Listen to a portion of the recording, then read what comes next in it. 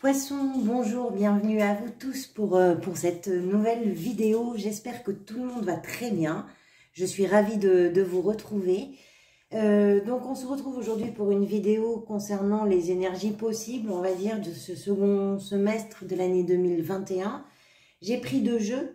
Un premier jeu avec lequel j'ai fait un tirage en croix qui permet d'établir un petit peu on va dire le point clé de votre évolution sur ce semestre.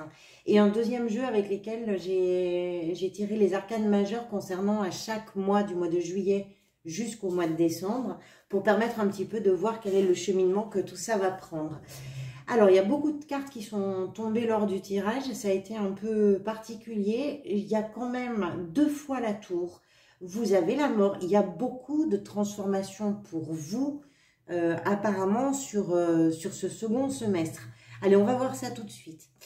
On va commencer donc par les premières cartes qui sont tombées, donc qui sont un peu l'élément central, on va dire. Donc, vous avez la tour et la papesse.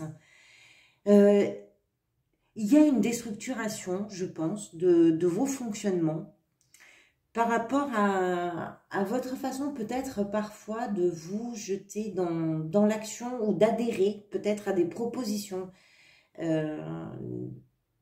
qui peuvent vous paraître vraiment alléchantes et d'y adhérer d'une façon un petit peu trop irréfléchie, je dirais. J'ai l'impression que vous allez modifier tout un processus à la fois de communication qui était peut-être basé parfois sur des cachotteries, sur de la nostalgie pour certains. Et vous allez modifier tout ça, mais d'une façon incroyablement surprenante. Avec la tour, il y a quand même une notion de surprise, de quelque chose qui arrive d'une façon un petit peu soudaine, on va dire. Donc, il est possible que ce soit la suite d'une information que vous recevez, d'une nouvelle qui vient, ou d'un événement qui vient bouleverser en fait complètement vos habitudes. C'est quelque chose qui vous fait prendre conscience là, je pense, de la nécessité de mieux réfléchir, de savoir patienter aussi et de privilégier peut-être un petit peu la prudence pour protéger quelque chose. C'est peut-être parce qu'une situation a mis en lumière des dysfonctionnements qui peuvent être liés à des silences, qui peuvent être liés à des attentes aussi ou à des secrets, je ne sais pas. Je ne peux pas vous dire, mais il y a quand même un bouleversement incroyable. 2 fois la tour pour ce second semestre, c'est un grand changement. Et j'ai l'impression que ça vous touche, que c'est vraiment un changement qui vient de l'intérieur. Alors, ce qui va vous aider, c'est la 8 de coupe, c'est-à-dire que ça va être de vous détacher de tout ce qui ne vous apporte plus rien de satisfaisant, mais d'un point de vue émotionnel. Avec les coupes, on est dans les émotions. Ça touche votre émotionnel, parce qu'on a quand même le cavalier de coupe ici. On va voir ça, mais il y a quelque chose comme ça qui n'est plus satisfaisant pour vous, d'un point de vue effectivement émotionnel. Je pense que vous allez être capable, et ça va vous aider d'affronter aussi la tristesse que ça peut provoquer parfois, quand on doit renoncer à quelque chose qu'on connaît. Et je pense que vous allez transformer ça pour en faire une force. Envisager un départ, c'est pas forcément évident. Alors, ça peut être symbolique, c'est-à-dire que ça peut être laisser un fonctionnement derrière vous. C'est pas forcément partir. Pour certains, ça peut être vraiment partir, mais pour d'autres, ça peut être renoncer à ce que vous connaissez, renoncer à des systèmes, à des habitudes. Donc, d'une certaine façon, les quitter. Mais ça peut aussi provoquer du chagrin parce qu'on sort de sa zone de confort. Donc, c'est pas forcément évident à faire. Et ça peut effectivement provoquer un sentiment de tristesse. Je pense que là, ce qui va vous aider, c'est justement de ne pas avoir peur de vous défaire des liens qui n'ont plus pour vous suffisamment de chair pour être satisfaisants. Il y a quelque chose qui s'est effiloché. Et savoir partir de ça, quitter ça, ça va vraiment vous aider. Pourquoi? Parce que il y a quelque chose en vous qui a été touché en plein cœur et qui sera plus jamais comme avant. Ça me fait penser, parce que le cavalier de bâton, ça me fait vraiment penser à quelqu'un qui est venu offrir sa coupe comme ça. Alors, ça peut être son amour, ça peut être sa tendresse, ça peut être son amitié, et qui a reçu soit une nouvelle, soit quelque chose, en tout cas, qui a vécu un événement peut-être, et qui est venu transformer sa façon d'aimer. Mais d'une façon vraiment remarquable. La mort et la tour, c'est un grand chamboulement. Alors, qu'est-ce qui vous pousse à réinventer soit votre façon d'aimer, soit votre façon d'exprimer vos émotions et vos sentiments? Je ne sais pas. Je ne sais pas du tout.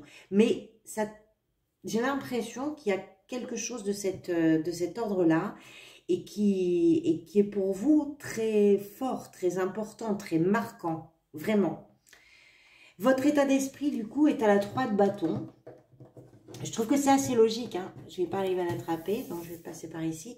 Tout est assez logique, hein. Le fait de quelque chose qui bouleverse, vous arrivez à partir parce que quelque chose est venu rencontrer votre façon d'exprimer et du coup, vous vous projetez, ces deux cartes-là, elles tournent le dos, les deux, hein. C'est-à-dire ce qui vous aide et votre état d'esprit. Donc, c'est quand même à noter, c'est quand même à remarquer. Le 3 de bâton, vous tournez le dos, mais cette fois-là, c'est plus pour vous projeter vers le lendemain. Vous voulez voir plus loin, vous voulez découvrir de nouveaux paysages. Vous voulez voir le vert de l'herbe d'à côté. Je pense que vous pouvez même quitter géographiquement l'endroit où vous êtes actuellement. Je pense qu'il y a un désir de vous construire dans un ailleurs. Alors, un ailleurs, ça peut être vraiment physiquement, géographiquement, de quitter l'endroit où vous êtes pour aller vers un autre endroit, un nouvel endroit. Mais ça peut être aussi de vous construire avec de nouveaux fonctionnements, avec un relationnel qui est complètement revu, notamment en ce qui concerne votre façon d'aimer ou votre rapport d'amour au monde, d'amour à l'autre. Donc il y a vraiment quelque chose de cet ordre-là, mais avec la 3 de bâton, ce qui est bien, c'est qu'il y a une ouverture vers l'horizon. Vous regardez plus loin, vous regardez vraiment plus loin, et vous le faites, hein. Ça, c'est ce vers quoi vous allez avec la magie du battleur pour réaliser justement ce que vous regardez, ce que vous observez, ce que vous voulez mettre en place. C'est-à-dire que vous possédez là, avec le magicien, les qualités et le nécessaire pour arriver à faire naître quelque chose que vous souhaitez, hein, que vous souhaitez au plus profond de vous. Vous avez tout avec le battleur pour y parvenir. Il y a l'envie, il y a l'énergie, il y a ce côté un peu malin chez ce personnage pour transformer en fait votre réalité. Mais pour la transformer vers de la nouveauté. Vous prenez l'initiative. C'est un personnage qui est efficace dans ses prises d'initiative, qui fonce. Il y a quelque chose parfois d'un peu juvénile aussi dans cette façon de faire, parce que c'est un personnage qui, comme il découvre une nouvelle façon de faire ou qu'il découvre un nouveau lieu, c'est quelqu'un qui se lance avec une forme d'inexpérience et du coup ça le motive encore plus et ça s'enrichit, ça s'auto-enrichit. Allez, on va voir mois par mois donc ce qui va se passer un petit peu. Sur le mois de juillet, vous avez l'étoile. L'étoile, c'est l'espoir qui vous porte sur le mois de juillet. C'est croire en vos rêves, c'est projeter vos désirs, c'est ne plus les lâcher des yeux une fois que vous les avez projetés, vous ne voulez plus les quitter des yeux. C'est votre moteur en fait, c'est le moteur de vos actions, c'est le moteur de vos choix. Vous gagnez en clarté, vous gagnez aussi en conviction, je pense. Il y a beaucoup d'optimisme au mois de juillet. Ça provient peut-être aussi des événements traumatisants. C'est ce qu'elle raconte un petit peu l'étoile. C'est qu'on a des espoirs comme ça qui naissent parce que justement on a traversé des choses qui n'étaient pas forcément évidentes. Et ça permet justement de faire naître l'espoir. Et là, vous ne voulez plus lâcher l'affaire. Et vous avez raison. Parce qu'au mois d'août, vous allez vers la force.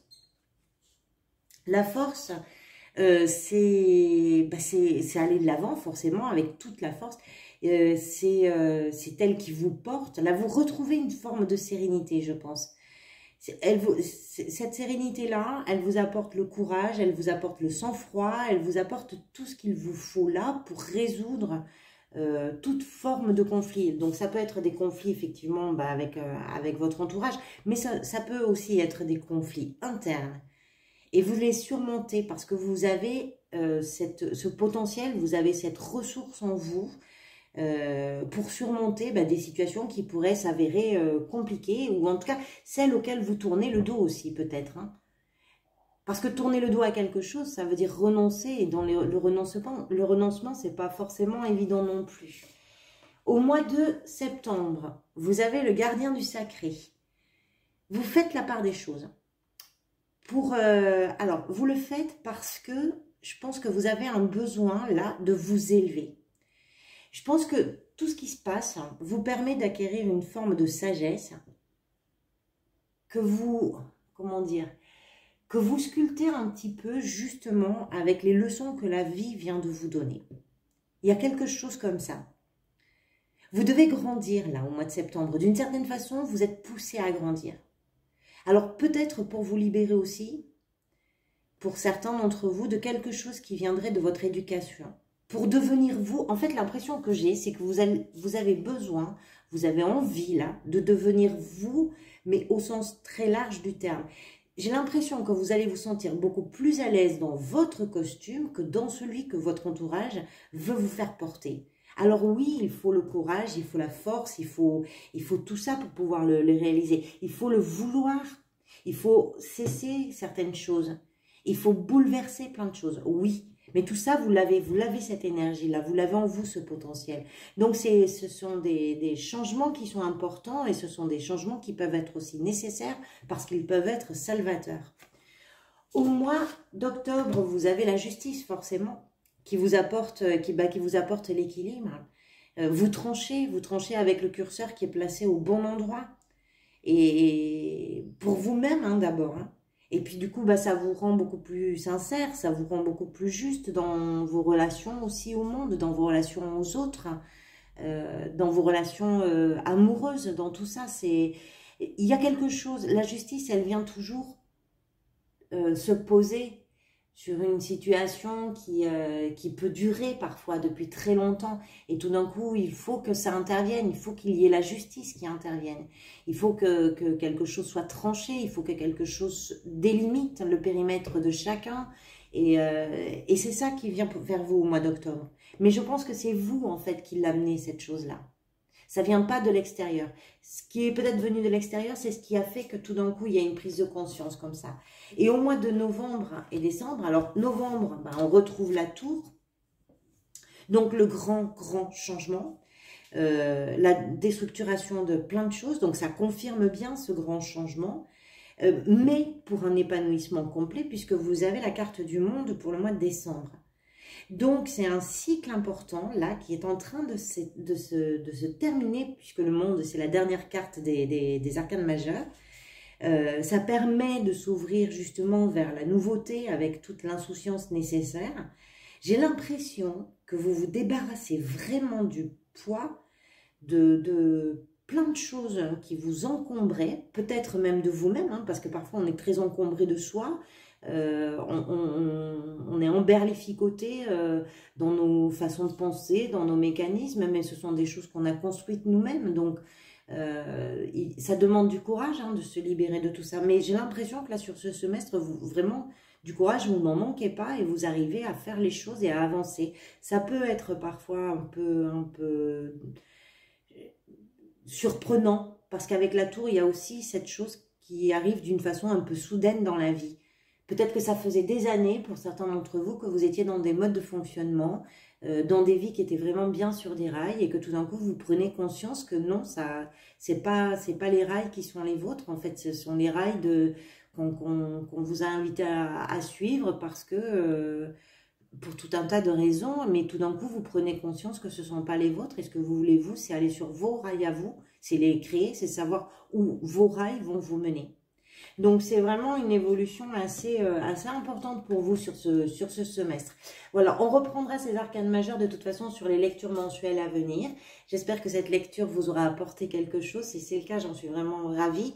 N'hésitez pas en retour à apporter quelque chose aussi à la chaîne. Comme ça, je vais la faire un petit peu grandir. Je démarre juste sur YouTube. Donc, un like, un commentaire, vous abonner, c'est l'idéal pour me permettre de faire évoluer cette chaîne. Je vous retrouverai pour les lectures du mois d'août et vous avez les lectures mensuelles déjà en ligne sur la chaîne, dans les playlists ou dans les vidéos pour le mois de juillet. Voilà, je vous remercie beaucoup pour votre écoute. Je vous dis à très bientôt et je vous souhaite un bon mois de juillet.